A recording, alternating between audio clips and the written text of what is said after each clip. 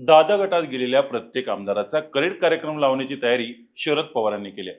त्यासाठी कोल्हापूर पासून ते गडचिरोली पर्यंत प्रत्येक मतदारसंघावर पवारांचं बारीक लक्ष आहे. दादा गटाच्या आमदारांच्या मतदारसंघात स्थानिक कार्यकर्त्यांना बळ देणं, बेरजेचं राजकारण करणं आणि वेळ पडल्यास सक्षम उमेदवाराला पक्षात प्रवेश देणं यावर शरद पवारांचा भर आहे.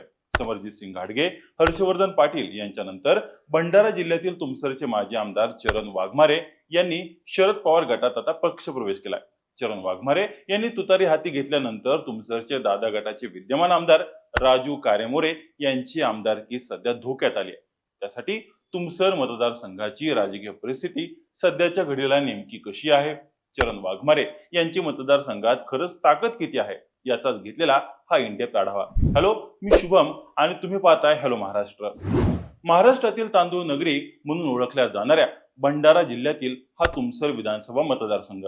सध्या हा मतदारसंघ चर्चेत यायचं कारण म्हणजे माजी आमदार चरण वाघमारे यांनी BRS पक्षाला सोडचिठ्ठी देत शरद पवारांची तुतारी हाती घेतली. त्यामुळे यंदा तुमसर मध्ये शरद पवार विरुद्ध अजित पवार अशीच लढत होईल यात आता काही शंका नाहीये. मतदारसंघाचा पूर्वकालीन इतिहास पाहायचा झाल्यास तुमसर विधानसभा मतदारसंघात मागील 20 वर्षांपासून भाजपची सत्ता पाहायला मिळते. मधली एक टर्म सोडली तर मतदारसंघावर भाजपचेच वर्चस्व मिळतं. वंचित बहुजन आघाडी, RPI, बहुजन समाज पार्टी यांचा विधानसभेत प्रभाव नसल्याचं या निवडणुकीत मतांचं विभाजन करण्यापलीकडे त्यांची दुसरी भूमिका नसते असा आरोप केला जातो. मात्र त्यात तितकं तथ्य नाहीये. यापूर्वी 2019च्या निवडणुकीत राष्ट्रवादीचे राजू कारमोरे हे आमदार म्हणून निवडून आले. त्यांनी अपक्ष उमेदवार चरण वाघमारे यांचा पराभव केला होता. परंतु 2023ला राष्ट्रवादी फुटीमध्ये कारेमोरे यांनी अजितदादांची साथ दिली. अशा वेळेस कोणत्याही परिस्थितीत राजू कारेमोरे यांना अस्मान दाखवण्यासाठी खमक्या उमेदवाराच्या शोधात शरद पवार होतेच. त्यातच त्यांना माजी आमदार चरण वाघमारे यांच्यासारख्या स्ट्रॉंग उमेदवार मिळाल्याने शरद पवारांनी त्यांना आता पक्षात प्रवेश दिला. यापूर्वी चरण वाघमारे यांनी भाजपकडून आमदारकी सुद्धा भूषवली होती. मधल्या काळात ते BRS पक्षाशी संबंधित होते. पण तेलंगणा राज्यातील BRS पक्षाची ताकद महाराष्ट्रात संपल्यामुळे राजकारणातही त्यांचा प्रभाव आता कमी झालाय. त्यामुळे चरण वाघमारे हे विधानसभेला इतर पक्षाच्या शोधात होतेच. त्यांनी काँग्रेसमध्ये प्रवेश करण्याच्या काही हालचाली सुरू देखील केल्या होत्या. पण काँग्रेसमध्ये एका बड्या नेत्यांनी विरोध केल्यामुळे चरण वाघमारे यांना राष्ट्रवादी शरद पवार गटात जाण्याशिवाय कोणताच पर्याय उरला नव्हता. त्यातच शरद पवारांच्या उपस्थितीत राष्ट्रवादी काँग्रेस पक्षात आता त्यांनी प्रवेश केलाय.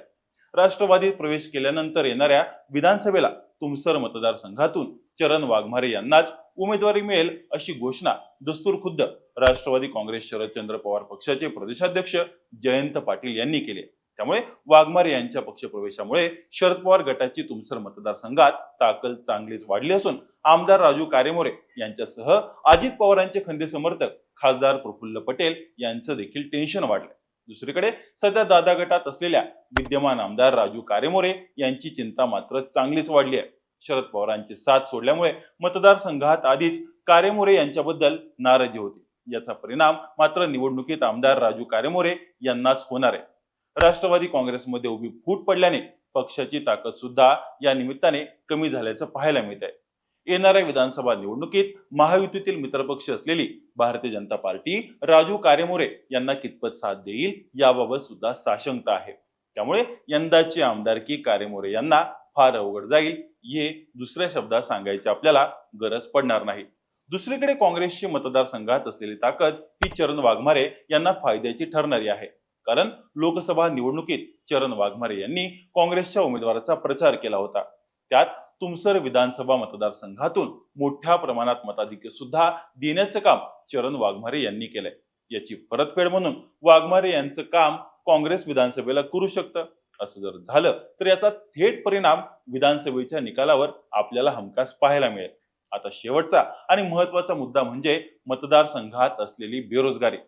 तुमसर मतदारसंघात औद्योगिक प्रकल्प नसणं हे आमदार राजू कारेमोरे यांच्यासाठी अडचणीचं ठरतंय. तुमसर मतदारसंघात एकही MIDC किंवा औद्योगिक प्रकल्प नाहीये. तसेच रोजगारासाठी कुठला मोठा उद्योगधंदा मतदारसंघात अद्याप नाहीये. त्यामुळे मतदारसंघात प्रचंड बेरोजगारीचं प्रमाण पाहायला मिळतं. यामुळे मतदारसंघातील जनता सरकारवर नाराज आहे. याचा फटका यापूर्वी लोकसभा निवडणुकीत अगोदरच महायुतीला बसला. विधानसभेला सुद्धा बेरोजगारीचा प्रश्न चांगलाच ऐरणीवर आला आणि त्याचा फायदा चरण वाघमारे यांनाच होऊ शकतो. तुमसर मतदारसंघात मोठ्या प्रमाणात भाताचं उत्पादन होतं. संपूर्ण महाराष्ट्रात भाताचं उत्पादन सर्वाधिक भंडारा जिल्ह्यात पाहायला मिळतं.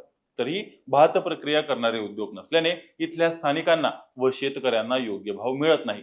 प्रक्रिया उद्योग नसल्याने तरुणांना रोजगारही मिळत नाही. म्हणजेच दोन्ही बाजूने शेतकरी हा भरडला जातोय. त्यामुळे भात शेतीकडे झालेलं सरकारचं दुर्लक्ष हे आमदार राजू कारेमोरे यांना अडचणीत आणू शकतं. आता सर्व मुद्द्यांचा विचार केला तर येणाऱ्या विधानसभा निवडणुकीत पक्षात झालेली बंडखोरी, मतदारसंघात नसलेली विकास कामं, तरुणांमध्ये दिसणारी बेरोजगारी, तसंच माजी आमदार चरण वाघमारे यांचा राष्ट्रवादी शरद पवार गटात झालेला प्रवेश, हे सर्व मुद्दे विद्यमान आमदारांसाठी अडचणीचे ठरणारे आहेत. मतदारसंघातील जातीय समीकरण व राजकीय समीकरण सुद्धा आमदार राजू कारेमोरे यांच्या विरोधात जाताना पाहायला मिळतील.